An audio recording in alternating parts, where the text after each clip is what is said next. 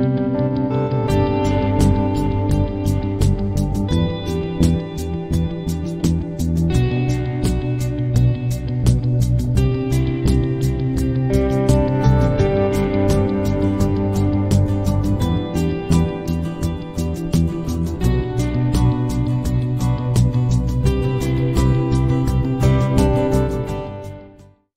ఇంట ఆడపిల్ల జన్మించింది. ఆడపిల్ల పుట్టిందని ఎంతో సంతోషించారు ఆ తల్లిదండ్రులు. అయితే పుట్టుకతోనే గ్రహణ మొర్రితో తమ కుమార్తె జన్మించిన ఆమెను అల్లారు ముద్దుగా పెంచారు ఆ తల్లిదండ్రులు. తమ కుమార్తెలో అంగవైకల్యం అనే లోటు కనిపించకుండా ఆ తల్లిదండ్రులు ప్రోత్సహించారు. ఆమె పాఠశాలలో వేసిన తొలి పరుగు పందెం అడుగు నేడు యావత్ ప్రపంచం తన వైపు చూసేలా చేసింది. మానసిక దృఢత్వం ఉంటే చాలు, అంగవైకల్యం అడ్డురాదని నిరూపించింది ఈమె. ఇంతకు ఈమె ఎవరో కాదు, తెలంగాణ రాష్ట్రంలోని వరంగల్ జిల్లా పర్వతగిరి మండలం కల్లెడ గ్రామానికి చెందిన దీప్తి జీవాంజీ. వరంగల్ జిల్లా పర్వతగిరి మండలం కల్లెడ గ్రామానికి చెందిన యాదగిరి ధనలక్ష్మి దంపతులు వ్యవసాయ కూలీలు. ఈ దంపతులకు 2003లో దీప్తి జన్మించింది. కల్లెడ గ్రామంలోని ఆర్డీఎఫ్ పాఠశాలలో దీప్తిని విద్యను అభ్యసించింది. మానసిక వైకల్యంతో జన్మించిన దీప్తికి చిన్ననాటి నుండి ఆటలంటే ఎంతో ఇష్టం. 4 ఏళ్ల వయసులోనే ఆటలపై ఇష్టం పెంచుకున్న దీప్తి తనకున్న వైకల్యాన్ని వెనక్కి నెట్టి ముందుకు సాగింది. పాఠశాలలో గణతంత్ర దినోత్సవం సందర్భంగా జరిగిన ఆటల పోటీల్లో అందరికంటే వేగంగా పరిగెత్తింది దీప్తి. దీనితో దీప్తి యొక్క ప్రతిభను గమనించిన స్థానిక వ్యాయామ ఉపాధ్యాయులు ఆమెను ప్రోత్సహించారు. హనుమకొండలో జరిగిన జిల్లా స్థాయి అథ్లెటిక్స్ మీట్కు ఆమెను పంపించారు. అక్కడ ప్రతిభ కనబరిచిన దీప్తి ఖమ్మంలో జరిగిన రాష్ట్ర స్థాయి పోటీలకు సైతం ఎంపికైంది. అయితే పేదరికం వల్ల దీప్తి కనీసం బూట్లు కూడా లేకుండా ఈ పరుగు పందెం పోటీలకు హాజరైంది. అక్కడికి వచ్చిన ద్రోణాచార్య అవార్డు గ్రహీత రమేష్ చొరవతో ఆర్డీఎఫ్ నిర్వాహకులు ఎర్రబల్లి రామ్మోహన్ రావు అప్పట్లో నెలకు 10,000 ఆర్థిక సహాయం అందించారు దీప్తికి. తర్వాత పుల్లెల గోపిచంద్ అకాడమీలో ట్రైనింగ్ తీసుకున్న దీప్తి 200, 400 మీటర్ల పరుగు పందెంలో ఎన్నో మెడల్స్ సాధించింది. జాతీయ స్థాయిలో ఎన్నో సిల్వర్, గోల్డ్ మెడల్స్ సాధించారు.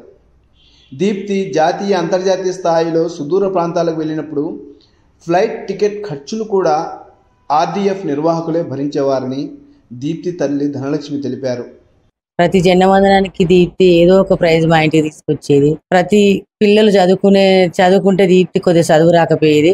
ఏంది అమ్మాయి చదువుకుంటలేదు అంటే, సారు ఎవరు ప్రతిభ ఉన్నది వాళ్ళని గుర్తించి వాళ్ళకి దాంట్లో శిక్షణ ఇవ్వండి అని రామారావు సార్ చెప్పడం జరిగింది. అప్పుడు దీప్తి ప్రతి జన్మవందనంలో ఫస్ట్ వచ్చేది.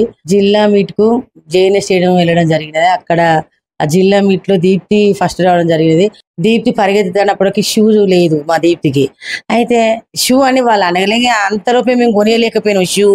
సార్ అక్కడ పీడి సార్ ఫోన్ చేస్తే వచ్చి సార్ అడిగేది కదా, ఏందమ్మా ఈ అమ్మాయిని తీసుకుపోతాం మేము అని వాళ్ళు ఇట్లా ఫోన్ చేస్తాను, మీరు పంపిస్తారా అంటే, లేదు సార్ ఆమె ఫిట్స్ ఉన్నది కదా, మీకు తెలియదు ఏమున్నది సార్, మేము ఆమెను పంపమని మేము అనడం జరిగింది.